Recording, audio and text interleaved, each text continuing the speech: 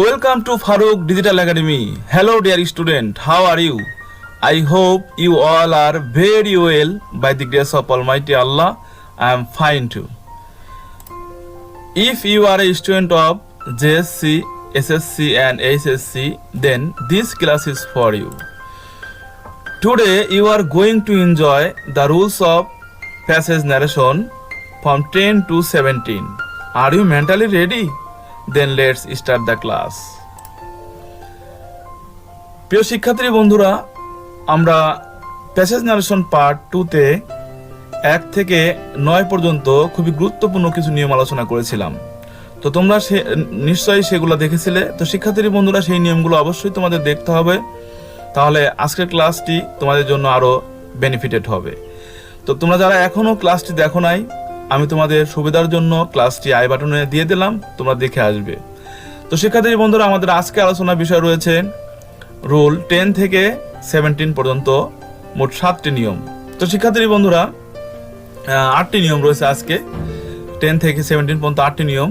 তো এই 8টি নিয়ম আমি খুবই সাধারণভাবে সহজ উপস্থাপনায় তোমার জন্য তৈরি করেছি, এবং এগুলো অবশ্যই তোমাদের কাছে খুবই সহজ মনে হবে, এবং তোমাদের ন্যারেশন করার জন্য যে সকল খুঁটিনাটি সমস্যা থাকে, তোমরা সামান্য কারণে প্যাসেজ ন্যারেশন করতে থেমে যাও, সেই সকল সমস্যা দূর করবে বলে আমি আশা করি। সেজন্য তোমাদেরকে কি করতে হবে, প্রথম থেকে শেষ পর্যন্ত আমার প্রত্যেকটি দিক নির্দেশনা, প্রত্যেকটি কথা তোমাকে করতে হবে, মনোযোগ সহকারে দেখতে হবে এবং বোঝার চেষ্টা করতে হবে। তো শিক্ষার্থী বন্ধুরা, আমি আশা করবো যে তোমরা নিশ্চয়ই খুব মনোযোগ সহকারে প্রথম থেকে শেষ পর্যন্ত দেখবে, তাহলে অবশ্যই তোমার ন্যারেশনের সকল সমস্যা দূর হয়ে যাবে। তাহলে চলো আর কথা নয়, আমি আলোচনা শুরু করে দেই। তো শিক্ষার্থী বন্ধুরা দেখো, প্রথমে রয়েছে রুল 10। তো রুল 10 এর মধ্যে দেখো রয়েছে রিপোর্টেড স্পিচ এর মধ্যে সরি, আই এম সরি ইত্যাদি থাকলে ইনডিরেক্ট ন্যারেশন করার পূর্বে বাই এক্সপ্রেসিং রিগ্রেট লিখতে হয়, প্লাস ন্যারেশনটি করতে হয়। যেমন দেখো উদাহরণে চলে যাচ্ছে, হি said to me sorry I will never do it again. তো শিক্ষার্থীর বন্ধু একটু খেয়াল করে দেখো, এখানে কিন্তু রিপোর্টেড স্পিচের মধ্যে কি রয়েছে, সরি রয়েছে। আর এই সরি থাকার কারণে আমাদের কি করতে হবে, দেখো যেখানে নিয়ম লিখলাম যে সরি থাকলে বা আই এম সরি থাকলে ন্যারেশন করার পূর্বে আমাদেরকে বাই এক্সপ্রেসিং রিগ্রেট লিখতে হবে প্রথমেই, তারপরে ন্যারেশন করতে হবে। তাহলে শিক্ষার্থীর বন্ধুরা দেখো, আমরা প্রথমে কি করলাম, এই সরি থাকার কারণে আমরা প্রথমেই দেখো বাক্যের প্রথমে লিখে নিলাম বাই এক্সপ্রেসিং রিগ্রেট, এর মানে কি দুঃখ প্রকাশ করে।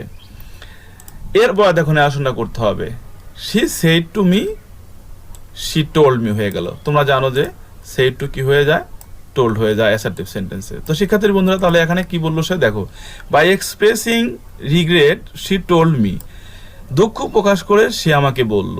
এরপর দেখো শিক্ষার্থীর বন্ধুরা, কমাটা ছিল এখানে ইনভার্ট কমা, ওটা কি হয়ে গেল, দ্যাট হয়ে গেল। তোমরা জানো অ্যাসার্টিভ সেন্টেন্সে দ্যাট হয়। এরপর দেখো এখানে সাবজেক্ট রয়েছে আই। তো এই আইটা ফার্স্ট পারসন কাকে ধরবে, সাবজেক্টকে ধরবে। সাবজেক্ট রয়েছে কি, সি, সেজন্য এখানে দেখো সি চলে আসলো আয়ের পরিবর্তে। তো শিক্ষার্থীর বন্ধুরা, এখানে কেন আইটা সি হলো তোমরা নিশ্চয় বুঝতে পারছো। এরপর দেখো উইলটা প্রেজেন্ট থেকে পাস্ট ফর্মে চলে গেল, উড হয়ে গেল। এরপর দেখো নেভার ডু ইট এগেন, এখানে পরিবর্তনের কিছু ছিল না, সেজন্য এখানে সব বসে গেল, নেভার ডু ইট এগেন। তো শিক্ষার্থী বন্ধুরা, তাহলে 10 নম্বর নিয়মের মূল বিষয় ছিল হচ্ছে সরি বা আই এম সরি থাকলে আমাকে ন্যারেশনের পূর্বে কি করতে হবে, বাই এক্সপ্রেসিং রিগ্রেট লিখতে হবে। এটা কিন্তু নিয়ম ছিল। তাহলে নিশ্চয়ই তোমরা বুঝতে পারছো যে আমি কেন ন্যারেশন করার পূর্বে বাই এক্সপ্রেসিং রিগ্রেট লিখলাম। আর বাই এক্সপ্রেসিং রিগ্রেট লেখার কারণে এই সরিটা কি হয়ে যাবে, উঠে যাবে। তো নিশ্চয়ই তোমরা 10 নম্বর নিয়মটি বুঝতে পেরেছো। আমরা 11 নম্বর নিয়মে চলে যাচ্ছি। দেখো রুল 11, রিপোর্টেড স্পিচের মধ্যে ওয়াও বা আশ্চর্য বা অবাক করে দেয় এমন কিছু অথবা অ্যাসার্টিভ সেন্টেন্সের শেষে যদি প্রশ্নবোধক চিহ্ন থাকে, কথাটা খুব গুরুত্বপূর্ণ। দেখো অ্যাসার্টিভ সেন্টেন্সের শেষে প্রশ্নবোধক চিহ্ন থাকবে, এরকম কিছু থাকলে কি করতে হবে, ইনডিরেক্ট ন্যারেশন করার পূর্বে বিং সারপ্রাইজ লিখতে হবে, প্লাস ন্যারেশনটি করতে হবে। তো শিক্ষার্থীর মধ্যে কথাটা হলো এখানে যে দুটি ব্যাপার এখানে, একটা হচ্ছে ওয়াও লেখা থাকবে, আর একটি ব্যাপারটা হচ্ছে অ্যাসার্টিভ সেন্টেন্সের শেষে প্রশ্নবোধক চিহ্ন থাকবে। আমরা তো জানি অ্যাসার্টিভ সেন্টেন্সের শেষে ফুল স্টপ থাকে, কিন্তু এখানে কি থাকতেছে, প্রশ্নবোধক চিহ্ন থাকতেছে, ইন্টারোগেটিভ সেন্টেন্স, ইন্টারোগেটিভ মার্কস থাকতেছে। তো শিক্ষার্থী বন্ধুরা, তাহলে ইন্টারোগেশন মার্কস থাকলে এটা কি একটা আশ্চর্যের বিষয় হয়ে যাবে। সেজন্য কি করতে হবে, দেখো এই দুই রকম বিষয় থাকলে আমাদেরকে ন্যারেশন করার সময় কি করতে হবে, প্রথমেই বিং সারপ্রাইজ লিখে নিতে হবে। দেখো এখানে হি said to me wow it is a very wonderful scenery. এই বাক্যটার মধ্যে দেখো কি রয়েছে, রিভার্ড স্পিচের মধ্যে ওয়াও রয়েছে। তো শিক্ষার্থী বন্ধুরা সেই জন্য আমরা কি করলাম, দেখো ন্যারেশন করার সময় বিং সারপ্রাইজ লিখে নিলাম এই ওয়াও এর পরিবর্তে। ওকে, এরপর দেখো আমরা ন্যারেশনটা করবো। হি সেড টু মি, এখানে এসে কি হয়ে গেল, হি টোল্ড মি হয়ে গেল। যেহেতু এই বাক্যটা অ্যাসার্টিভ সেন্টেন্স ছিল সেজন্য সেই টুটে কি হয়ে গেল, সেই টুটে টোল্ড হয়ে গেল। এরপর দেখো এখানে মি ছিল, অবজেক্ট মিটা চলে আসলো। ওকে, তাহলে he said he being surprise he told me, তাহলে এই লাইনে অর্থ দাঁড়ালো কি, being surprise he told me, আশ্চর্য হয়ে সে আমাকে বললো। ওকে, এরপর দেখো ইনভার্ট কমা রয়েছে, ইনভার্ট কমা উঠে কি হয়ে গেল, দ্যাট হয়ে গেল। আর এই ওয়াটা উঠে গেল, কারণ এই ওয়ার জন্য কিন্তু আমরা এখানে বিং সারপ্রাইজ লিখেছি। ওকে শিক্ষার্থী বন্ধুরা, এরপর দেখো ইটটা থার্ড পারসন জন্য এখানে পরিবর্তন হলো না, চলে আসলো। ইজ প্রেজেন্ট ফর্মে ছিল, চলে গেলো পাস্ট ফর্মে। ওকে, এরপর দেখো এ ভেরি ওয়ান্ডারফুল সিনারি, এখানে পরিবর্তন হওয়ার কিছুই নেই, সেজন্য আমরা এখানে যা ছিল তাই দিয়ে দিলাম। দেখো দ্বিতীয় এর উদাহরণ, the girl said to me you have remembered how she look all this years. তো শিক্ষার্থীর বন্ধুরা এখানে দেখো you have remembered how she look all this year, এটা কিন্তু অ্যাসার্টিভ সেন্টেন্স, কিন্তু একটু খেয়াল করে দেখো এই সেন্টেন্সের শেষে কি রয়েছে, প্রশ্নবোধক চিহ্ন রয়েছে। তো শিক্ষার্থীর বন্ধুরা তাহলে এটা কিন্তু আশ্চর্যের বিষয় যে অ্যাসার্টিভ সেন্টেন্সের শেষে প্রশ্নটা কেন থাকবে, এটা তো ফুল স্টপ হওয়ার কথা ছিল, তাহলে এটা আশ্চর্যের বিষয়। সেজন্য আমাদের কি করতে হবে, এই বাক্য দ্বারা আশ্চর্য প্রকাশ করা হয়েছে, সেজন্য আমাদের কি করতে হবে, ন্যারেশন করার পূর্বেই আমাকে কি করতে হবে, এইখানে এই ইন্টারোগেটিভ সেন্টেন্স থাকার ইন্টারোগেশন মার্কস থাকার কারণে, এই প্রশ্নবোধক চিহ্ন থাকার কারণে আমাকে ন্যারেশন করার সময় বাক্যের প্রথমে বিং সারপ্রাইজ লিখে নিতে হচ্ছে। তো শিক্ষার্থী বন্ধুরা নিশ্চয়ই তোমরা বুঝতে পারছো ব্যাপারটা। এরপরে ন্যারেশনটা আমাকে করতে হবে স্বাভাবিক নিয়মে। দেখো the girl said to me, কি হয়ে গেল, দ্য গার্ল অ্যাস্ক মি। তো শিক্ষার্থীর বন্ধুরা এখানে সেড টু কেন অ্যাস্ক হয়ে গেল একটু খেয়াল করে দেখো, যদিও এটা অ্যাসার্টিভ সেন্টেন্স কিন্তু শেষে কিন্তু প্রশ্ন চিহ্ন রয়েছে। তো এরকম প্রশ্ন চিহ্ন থাকলে আমাদের কি করতে হবে, অ্যাস্ক লিখতে হবে। আবার এখানে দেখো প্রশ্ন চিহ্ন ধরলে ইনভার্ট কমা উঠে কি হয়ে যাচ্ছে, ইফ হয়ে যাচ্ছে, কারণ আমরা জানি ইন্টারোগেটিভ সেন্টেন্সে ইফ বা ডব্লিউএস ওয়ার্ড বসে। তো শিক্ষার্থীর বন্ধুরা নিশ্চয়ই তোমরা বুঝতে পারছো এটা। এরপরে দেখো এখানে ইউ ছিল, ইউ কাকে ধরলো, অবজেক্টকে ধরলো, অবজেক্ট মি, আর মিটা এখানে এসে কি হয়ে গেল, আই হয়ে গেল। তারপরে হ্যাভ একটা ভার্ব ছিল, প্রেজেন্ট থেকে পাস্টে চলে গেল। আর বাকি সব এগুলোর মধ্যে কোনো পরিবর্তনের বিষয় নেই, বিধায় আমরা এখানে সব কিছু দিয়ে দিলাম। তো শিক্ষার্থীর বন্ধুরা নিশ্চয়ই তোমরা এই 10 নম্বর এবং 11 নম্বর নিয়মটি বুঝতে পারছো। তো আমরা এখন চলে যাচ্ছি 12 নম্বর নিয়মে। দেখো 12 নম্বর নিয়মে কি লেখা আছে, রিপোর্টেড স্পিচের মধ্যে খুবই গুরুত্বপূর্ণ একটা ব্যাপার। দেখো থ্যাঙ্ক, ওয়েলকাম, কংগ্রাচুলেশন, যদি এইগুলো এরকম কিছু থাকে তাহলে ইনডিরেক্ট করার সময় কি করতে হবে, দেখো রিপোর্টিং ভার্বের সাবজেক্ট লিখতে হবে। ওকে, তার মানে কি প্রথম সাবজেক্ট লিখতে হবে, সেড টু উঠে কি হয়ে যাবে, তার মানে কি সেড টু তুলে দিয়েই যথাক্রমে যেগুলোকে নিয়ে আসতে হবে। থ্যাংক ইউ, দেখো এখানে থ্যাংক ইউ এসে কি হয়ে গেল, থ্যাঙ্কড হয়ে গেল। তারপর ওয়েলকাম এসে কি হয়ে গেল, এখানে ওয়েলকামটা এসে এখানে ওয়েলকামড হয়ে গেল। ওকে, এরপর দেখো কংগ্রাচুলেট বা কংগ্রাচুলেশন এর যে কোনো একটা থাকলে সেটা কংগ্রাচুলেটেড হয়ে যাবে। ওকে, অবজেক্টিভ বসে যাবে। যেমন উদাহরণ দেখো, উদাহরণ আমরা চলে যাচ্ছি উদাহরণে। দেখো he said to me thank you very much. তো শিক্ষার্থী বন্ধুরা এখানে দেখো রিপোর্টেড স্পেসের মধ্যে থ্যাংক রয়েছে। তো এই রিপোর্টেড স্পেসের মধ্যে থ্যাংক থাকলে আমাদের কি করতে হবে, এই যে এই সেড টু তুলে দিয়ে আমাদেরকে এই থ্যাংকের পরিবর্তে এখানে নিয়ে আসতে হবে থ্যাঙ্কড। তার মানে কি সেড টু তুলে দিয়ে আমাকে এই থ্যাঙ্ক এখানে থাকার কারণে এই সেড টু আমরা তুলে দিয়ে কি করলাম, থ্যাঙ্ক লিখলাম। সেড টু যেহেতু পাস্ট টেন্সে ছিল সেজন্য থ্যাঙ্ক এখানে এসে থ্যাঙ্কড হয়ে গেল, পাস্ট টেন্সে চলে গেল। এরপর দেখো শিক্ষার্থী বন্ধুরা এখানে অবজেক্টে ছিল, আমরা অবজেক্টটা এখানে দিয়ে দিলাম। আর এভাবে দেওয়া যায়। আবার এখানে দেখো নিয়ম অনুসারে দেওয়া যায়, ইউ সেকেন্ড পারসন কাকে ধরবে, অবজেক্টকে ধরবে, অবজেক্ট কি আছে মি, সেক্ষেত্রে এখানে মিটা চলে আসবে। ওকে, এরপরে দেখো এখানে ছিল ভেরি মাচ, আমরা কি করলাম, ভেরি মাচটা এখানে দিয়ে দিলাম। নিশ্চয় তোমরা বুঝতে পারছো যে এখানে থ্যাঙ্ক থাকার কারণে এই সেড টুটা উঠে কি হয়ে গেল, এখানে থ্যাঙ্ক বসে গেল। ওকে, ঠিক সেম ভাবে দেখো এখানে হি সেড টু মি ওয়েলকাম। তো শিক্ষার্থীর বন্ধুরা এই ওয়েলকাম থাকার কারণে আমাদের কি করতে হবে, এই সেড টুটা তুলে দিয়ে জাস্ট এখানে লিখে দিতে হবে ওয়েলকামড। তো শিক্ষার্থীর বন্ধুরা ওয়েলকামটা পাস্ট টেন্স চলে গেল। দেখো আর এখানে দেখো সি সাবজেক্ট ছিল, সেটা বসে গেল। আবার অবজেক্ট মি ছিল, সেই মিটা এখানে চলে আসলো। তো নিশ্চয়ই তোমরা বুঝতে পারছো এটা। এবার দেখো রোল উদাহরণ 3, my friend shed to me congratulation. দেখো শিক্ষার্থীর বন্ধুরা, কংগ্রাচুলেশন থাকলে কি করতে হবে? এই দেখো নিয়মে লেখা ছিল এখানে কংগ্রাচুলেশন থাকলে আমাদেরকে কি করতে হবে, যে কংগ্রাচুলেটেড দিয়ে দিতে হবে। ওকে, তাহলে এখানে দেখো এই কংগ্রাচুলেশন থাকার কারণে সেড টু তুলে দিয়ে আমরা কি লিখবো, কংগ্রাচুলেটেড লিখবো। ওকে, দেখো আর সাবজেক্ট ছিল মাই ফ্রেন্ড, এখান থেকে এখানে সাবজেক্টে বসে গেল, আর এখানে মি ছিল, মি এখানে চলে আসলো। তো শিক্ষার্থীর নিশ্চয়ই তোমরা এটা বুঝতে পারছো। এরপরে দেখো রোল 13, রিপোর্টেড স্পিচের মধ্যে good morning, good afternoon, good evening এরকম উইশ প্রকাশক, কি প্রকাশক, উইশ প্রকাশক। আমরা উইশ করি মানুষকে, যদি এরকম উইশ থাকে তাহলে ইনডিরেক্ট নেশন করার সময় কী করতে হবে, রিপোর্টিংভাবে সাবজেক্ট দিতে হবে, তারপরে সেড টু উঠে উইশ বসে, যাকে উইশ করবো সেই অবজেক্টটি বসে। যেমন দেখো উদাহরণ, এরপরে good morning, good afternoon, good evening এগুলো লিখতে হবে। যেমন দেখো he said to me good morning, তাহলে এখানে দেখো এই গুড মর্নিং থাকার কারণে এখানে সেড টুটে কি হয়ে গেল, উইশড হয়ে গেল। ওকে, এরপরে দেখো এখানে তো সাবজেক্ট ছিল হি, সাবজেক্ট বসে গেল, এরপরে মিটা আসলো অবজেক্ট, এই যে মিটা বসে গেল। দেখো এই যে অবজেক্ট দিতে হবে, অবজেক্টের পর সরাসরি ওই রিপোর্টিং স্পিচের মধ্যে যে গুড মর্নিং, গুড আফটারনুন এবং গুড ইভিনিং এগুলো লেখা আছে সরাসরি এগুলো দিয়ে দিতে হবে। দেখো তাহলে এখানে কিন্তু আমরা এই মিয়ের পরে সরাসরি গুড মর্নিং দিয়ে দিলাম। ওকে, খুবই সহজ বিষয়টা বুঝলে।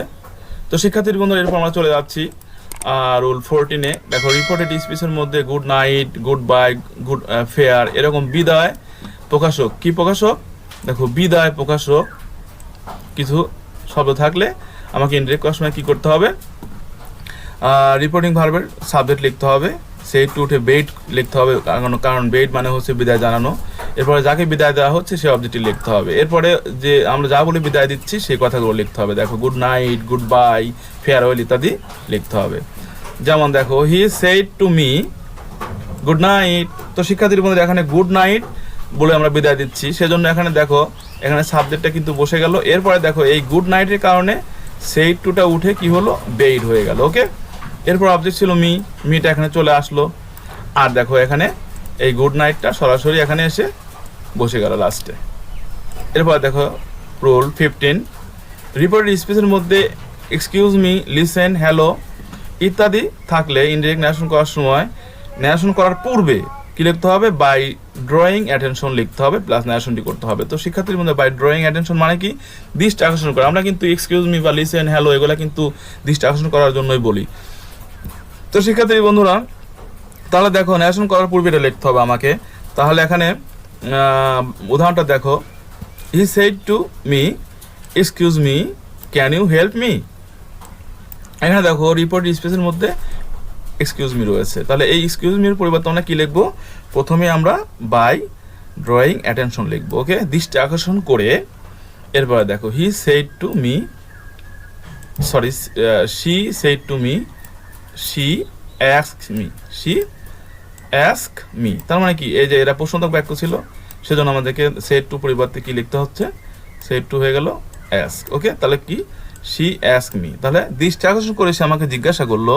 এরপর দেখো কমাটা তুলে দিয়ে কি দিলাম, ইফ দিলাম, যেহেতু ইন্টারোগেটিভ সেন্টেন্স। এরপরে এখানে ছিল কি, সাবজেক্ট ছিল ইউ, তাহলে ইউ সেকেন্ড পারসন অবজেক্টকে ধরবে, অবজেক্ট এখানে এসে কি হয়ে যাবে, অবজেক্ট এখানে এসে আই হয়ে যাবে। দেখো মি ছিল, মি এখানে এসে আই হয়ে গেল। এরপরে দেখো ক্যান কি হয়ে গেল, কুড হয়ে গেল। তারপরে হেল্প এখানে বসে গেল, যেহেতু কুডের পরিবর্তন হয়েছে হেল্প পরিবর্তন হবে না, আর কুড মোরাল ভার্ব, এরপর মোরাল ভার্ব প্রেজেন্ট ফর্ম হবে। এরপর দেখো মিটা ফার্স্ট পারসন কাকে ধরবে, সাবজেক্টকে ধরবে, সাবজেক্ট কি ছিল, সি, সিটা এখানে কি হয়ে গেল, হার হয়ে গেল। যেহেতু মিয়ের পরিবর্তে আসছে, মি অবজেক্ট ফর্মে আছে, সেজন্য এখানে মির পরিবর্তে সি এসে হার হয়ে গেল। ওকে শিক্ষার্থী বন্ধুরা, নিশ্চয়ই তোমরা বুঝতে পারছো। এরপরে দেখো রিপোর্টেড স্পেসের বাইরে রিপোর্টিং ভার্ব ছাড়াও যদি কোনো শব্দ গুচ্ছ থাকে, একটু খেয়াল করো শিক্ষার্থী বন্ধুরা, রিপোর্টেড স্পেসের বাইরে রিপোর্টিং ভার্ব থাকবে, কিন্তু রিপোর্টিং ভার্ব ছাড়াও যদি অন্য শব্দগুচ্ছ থাকে, তাহলে কি করতে হবে, ওই শব্দগুচ্ছ কোনো পরিবর্তন হবে না। দেখো নিয়মটা খুবই গুরুত্বপূর্ণ নিয়ম, তোমাদের সমস্যা হয়ে যায় অনেক সময়। দেখো completing the work, he said to me let us go home. শিক্ষার্থীর বন্ধুরা এখানে খেয়াল করো, এখানে রিপোর্টেড স্পিচ হচ্ছে লেট আস গো হোম, আর রিপোর্টিং ভার্বটা হচ্ছে হি সেড টু মি। কিন্তু এই দুইটা ছাড়াও রিপোর্টেড স্পিচের রিপোর্টিং ভার্বের উপস্থিতি ছাড়াও এখানে কি রয়েছে, কমপ্লিটিং দ্য ওয়ার্ক, এটা কিন্তু অতিরিক্ত অংশ বাক্যের মধ্যে। এই শব্দগুচ্ছ অতিরিক্ত অংশ, এরকম কোনো শব্দগুচ্ছ থাকলে আমাদের কি করতে হবে, দেখো কোনো পরিবর্তন হবে না, এগুলো তুলে নিতে হবে। তাহলে দেখো আমরা তুলে নিচ্ছি, তাহলে কমপ্লিটিং দ্য ওয়ার্ক এটা চলে আসলো। ওকে, এরপরে দেখো হি সেড টু মি কি হয়ে গেল, হি প্রপোজ টু মি। কেন সেড টু এখানে কি হয়ে গেল, প্রপোজ টু হয়ে গেল। কেন, কারণ আমরা জানি লেটার্স থাকলে সেড টু উঠে প্রপোজ টু হয়। ওকে, এরপর দেখো কমা উঠে কি হয়ে গেল, দ্যাট হয়ে গেল, আর এই আঁচটা এখানে এসে কি হয়ে গেল, উই হয়ে গেল। তো শিক্ষার্থী বন্ধুরা এই আঁচটা কিন্তু অনেক সময় এখানে এসে দে হয়ে যায়। কখন দে হয়, যখন রিপোর্টিং ভার্বের মধ্যে কোনো ফার্স্ট পারসন থাকে না, তখন দে হয়ে যায়। কিন্তু এখন দেখা এখানে ফার্স্ট পারসন আছে বিধায় এখানে আঁচটা এসে কি হয়ে গেল, আঁচটা এসে উই হয়ে গেল। নিশ্চয়ই তোমরা বুঝতে পারছো ব্যাপারটা। আর যদি রিপোর্টিং ভার্বের মধ্যে কোনো ফার্স্ট পারসন না থাকতো তাহলে এই আঁচটা কিন্তু এখানে এসে কি হয়ে যেত, এই আঁচটা এখানে এসে অবশ্যই দে হয়ে যেত। নিশ্চয়ই তোমরা বুঝতে পারছো। এরপর দেখো আমরা নিয়ম অনুসারে লেটাসের নিয়ম অনুসারে লেটাস দিয়ে বাক্য থাকলে আমাদেরকে শুড লিখতে হবে, সাবজেক্টের পর শুড দিলাম নিয়ম অনুসারে। এরপর দেখো গো হোম পরিবর্তন হয়ে বসে গেল। তো শিক্ষার্থী বন্ধুরা এরপর দেখো রুল 17, অনেক সময় রিপোর্টেড স্পিচের মধ্যে সংক্ষেপে কিছু লেখা থাকে। কথাটা খুবই গুরুত্বপূর্ণ, সংক্ষেপে কিছু লেখা থাকে, তবে ইনডিরেক্ট ন্যারেশন করার সময় সংক্ষেপ কথাটাকে কি করতে হবে, সম্পূর্ণভাবে প্রকাশ করে দিতে হবে। দেখো শিক্ষার্থী বন্ধুরা এক্ষেত্রে সাধারণত সাবজেক্ট ও ভার্ব বেশি গোপন থাকে, সেটিকে প্রকাশ করে দিতে হবে ইনডিরেক্ট ন্যারেশন করার সময়। দেখো how much money do you need, I said to him, আমি বললাম তোমার কত টাকা প্রয়োজন। হি সেড টু মি, সে আমাকে উত্তর দিল 50 টাকা অনলি, মাত্র 50 টাকা। তো শিক্ষার্থী বন্ধুরা এখানে তার উত্তরটা ছিল কিন্তু এতটুকু যে আমার 50 টাকা প্রয়োজন, আমার প্রয়োজন, এই কথাটা কিন্তু এখানে লেখা হয় নাই। তো শিক্ষার্থী বন্ধুরা তাহলে চলো আমরা এখানে কিন্তু কথাটা গোপন হয়ে আছে, কি আমার প্রয়োজন, আই নিড, এই কথাটা কিন্তু গোপন হয়ে আছে। তাহলে তো আমরা চলো ন্যারেশনটা পরিবর্তন করে দেখি কি অবস্থা হয়। তাহলে এখানে দেখো আই সেড টু, এখানে এসে কি হয়ে গেল, আই অ্যাস্কড হিম, আর এই যে কমাটা উঠে কি হয়ে গেল, হাউ। এরপর দেখো কেন হাউ দিলাম, কারণ এখানে তো ডব্লিউএস ওয়ার্ড আছে, ডব্লিউএস ওয়ার্ড থাকলে ইন্টিগ্রেটিভ সেন্টেন্সে ডব্লিউএস ওয়ার্ডই বসে। কিন্তু মনে রাখবে একটি কথা, যে এরপরে যদি কোনো নাউন ফ্রেজ থাকে সেটা নিয়ে নিতে হবে। তাহলে হাউ মাস মানি এটা আমরা নিয়ে নিলাম, হাউ মাস মানি। এরপরে দেখো সাবজেক্ট ছিল ইউকে আগে ধরবে, অবজেক্টকে ধরবে, অবজেক্ট কি আছে এখানে, হিম, তাহলে হিমটা এসে এখানে কি হয়ে গেল, হি হয়ে গেল। আর দেখো এখানে বাস ছিল নিড, প্রেজেন্ট ফর্মে আছে, এটা পাস্ট ফর্মে চলে গেল, নিডেড। তো শিক্ষার্থী বন্ধুরা এখানে ডু ভার্ব কিন্তু উঠে গেল, কারণ ডু যদি নেগেটিভ না থাকে তাহলে উঠে যায়, কিন্তু নেগেটিভ থাকলে বসে বাক্যের মধ্যে। তো নিশ্চয়ই তোমরা বুঝতে পারছো বাক্যটা। এরপর দেখো শিক্ষার্থী বন্ধুরা সে উত্তর দিল, হি সেড টু মি, কি হয়ে গেল, হি রিপ্লাইড মি। কোনো উত্তর দিলে কি হয়, রিপ্লাইড হয়ে যায়, সেড টু উঠে যায় কি হয়ে যায়, উত্তর দেওয়ার ক্ষেত্রে রিপ্লাইড হয়ে যায়। তাহলে হি রিপ্লাইড মি, সে আমাকে উত্তর দিল। এরপর দেখো এই কমাটা উঠে কি হয়ে গেল, দ্যাট হয়ে গেল। তো শিক্ষার্থী বন্ধুরা এরপরে দেখো কাহিনীটা কি, 50 টাকা অনলি। এখানে কিন্তু সংক্ষেপে কথাটা বলা হয়েছে, কিন্তু পূর্ণ কথা কি ছিল দেখো, আমি তোমাদের লিখে বোঝানোর চেষ্টা করতেছি। দেখো আই নিড, এই কথাটা কিন্তু ছিল এখানে, কিন্তু এখানে দেওয়া নাই। দেওয়া না থাকলে আমাদেরকে কি করতে হবে, মনে মনে ধরে নিতে হবে। তাহলে দেখো এখানে আই ধরে নিলাম, তাহলে আই ফার্স্ট পারসন, তাহলে সাবজেক্টকে ধরে, সাবজেক্ট কি হি, সেক্ষেত্রে দেখো এখানে হি হয়ে গেল। ওকে, এরপর দেখো নিড প্রেজেন্ট টেন্সে আছে, তাহলে এখানে নিডেড হয়ে গেল। এরপর দেখো যে সংক্ষিপ্ত যে কথাটা ছিল 50 টাকা অনলি, এটা বসে গেল এখানে 50 টাকা অনলি। তো শিক্ষার্থী বন্ধুরা নিশ্চয়ই তোমরা বুঝতে পারছো যে এখানে হি নিডেড কেন, কিভাবে আসলো। তার মানে আমাদেরকে এই গোপন হওয়া কথাটা ইনডিরেক্ট করার সময় বের করে দিতে হবে, প্রকাশ করে দিতে হবে। ওকে, তাহলে এখানে কিন্তু আই নিড ছিল না, আমি কেটে দিলাম। তো শিক্ষার্থী বন্ধু নিশ্চয়ই তোমরা ব্যাপারটা বুঝতে পারছো, সংক্ষেপে ব্যাপারটা। আর ন্যারেশনের জন্য আমি 1 থেকে 17 পর্যন্ত 2টি পার্টে আলোচনা করলাম। শিক্ষার্থীর বন্ধুরা আমি আশা করি যে এই নিয়মগুলা প্রথম থেকে শেষ পর্যন্ত যে ভালোভাবে বোঝার চেষ্টা করবে, প্যাসেজ ন্যারেশনে তার কোনো সমস্যা হওয়ার কথা না। তো শিক্ষার্থীর বন্ধুরা তোমরা ভালো থেকো, সুস্থ থেকো। আর ভিডিওটা যদি একটু ভালো লাগে তাহলে অবশ্যই লাইক, কমেন্ট করবে এবং শেয়ার করবে বন্ধুদের মাঝে, ফেসবুকে বা টুইটারে শেয়ার করে ছড়িয়ে দিবে। আর আমি তোমাদের জন্য সবসময় কাজ করার চেষ্টা করি, তোমাদের লাইক, কমেন্ট, শেয়ার আর সাবস্ক্রিপশনই আমার শক্তি, আমার অনুপ্রেরণা। তাই তোমরা অবশ্যই আমার চ্যানেলটি সাবস্ক্রাইব করে তোমাদের কাজ করার সুযোগ করে দেবে আমাকে। সবাই ভালো থেকো, আল্লাহ হাফেজ।